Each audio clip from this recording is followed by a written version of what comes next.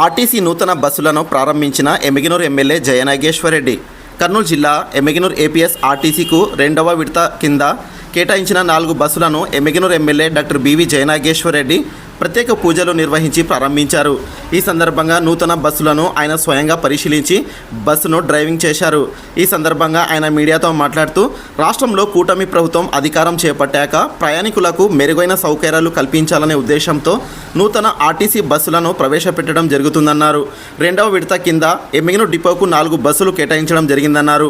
బెంగళూరు సర్వీస్కు 2, తిరుపతికి 1, శ్రీశైలంకి 1 చొప్పున నూతన బస్సులు కేటాయించామన్నారు.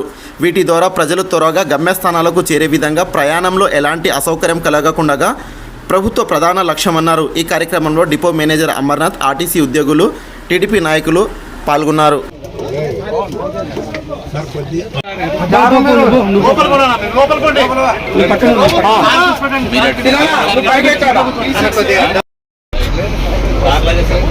Sir hand brake sir hand brake sir clear है सर फोन तीसरा सर हां हां राइट सर हारन आदि अवतर पर हारन राइट है तो कपड़ा पकड़ने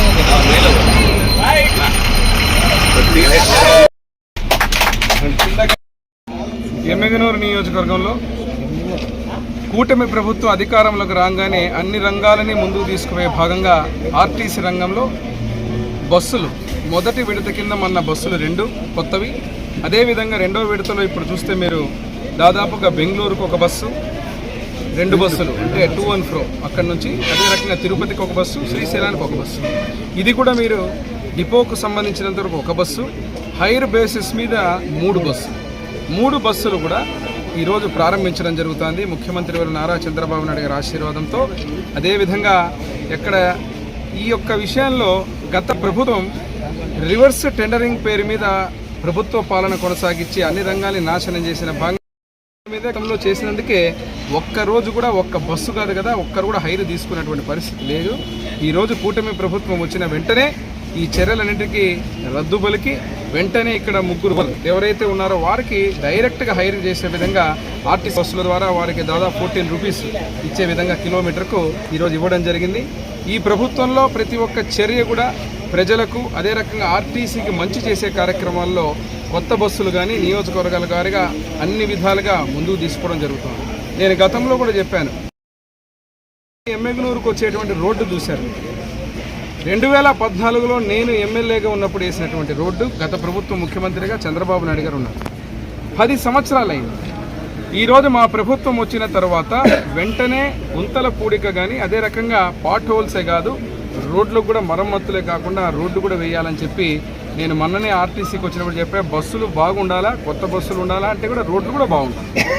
దానికి సంబంధించిన కూడా లాజిస్టిక్స్ ప్రకారంగా కూడా నిధులు లేకపోయినా, కష్టాలున్నా, గత ప్రభుత్వం ఖజానాను ఖాళీ చేసినా కూడా వెంటనే టెండర్లు పిలవడం జరిగింది. దాన్ని అతి త్వరలో ఆ రోడ్డును కూడా ప్రారంభిస్తున్నాం. ఎవరైతే ప్రయాణికులు కావచ్చు, కోడుమూరు నుంచి ఎమ్మిగనూరుకు వచ్చేటువంటి ప్రతి ఒక్కరు కూడా మళ్ళీ శాశ్వతంగా నేను గతంలో చెప్పిన విధంగా national highway to national highway ఏదో అప్గ్రేడేషన్ చేసి ఇటు national highway from Kalvabugga, Veldurthi, అదే రకంగా వయా ఎమ్మిగనూరు టు బళ్ళారి 4-వే లైన్ చేసేది ప్రణాళిక పెట్టుకొని ముందుకు పోతున్నాం. దీంట్లో తాత్కాలికంగా ఇప్పుడు ఇబ్బంది కాకుండా ఈ 16వ తేదీనే టెండర్లు పిలవడం జరుగుతోంది. దానికి సంబంధించిన పాట్ హోల్స్ కానీ రోడ్స్ కానీ మరమ్మతులకు వెంటనే ఆ రోడ్డు వేసి ఈ కొత్త బస్సులు ఏదైతే శాంక్షన్ అయినా ప్రయాణికులకు అందరూ కూడా ఇబ్బంది కలగకుండా ఆ రోడ్డును కూడా ప్రారంభిస్తున్నాం. ఈ 4 బస్సులు రెండవ విడత కింద మళ్ళీ రానున్న రోజుల్లో ఆర్టీసీ బస్టాండ్ ఆధునీకరణ కానీ, అదే రకంగా బెంచెస్ కానీ, అక్కడ ఉన్నటువంటి అన్ని ఇన్ఫ్రాస్ట్రక్చర్ని కూడా అభివృద్ధి పదంలో ముందుకు పోయే విధంగా మొన్ననే నేను వెళ్ళి ఆర్టీసీ ఏదైతే యాజమాన్యాన్ని, అక్కడ ఉన్నటువంటి ప్రతి ఒక్కరిని కూడా డిపార్ట్మెంట్ మంత్రి గారిని, అదే రకంగా ఉన్నటువంటి ముఖ్యమంత్రి వాళ్ళ దృష్టి కూడా తీసుకోవడం జరిగింది.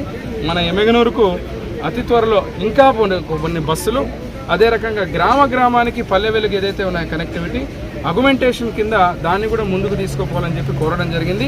త్వరలోనే మనకు ఈ యొక్క కార్యక్రమాలన్నీ జరుగుతాయి. దసరా శుభాకాంక్షలు ముందుగానే మా ఎమ్మిగనూరు ప్రజలకు, రాష్ట్ర ప్రజలకు తెలియజేస్తూ ఈరోజు ఇక్కడికి వచ్చినటువంటి ఈ కొత్త బస్సులు, అదే రకంగా వారి ఓనర్లు ఎవరైతే ఉన్నారో వారికి కూడా పేరు పేరున శుభాకాంక్షలు తెలియజేస్తూ సెలవు తీసుకుంటాం.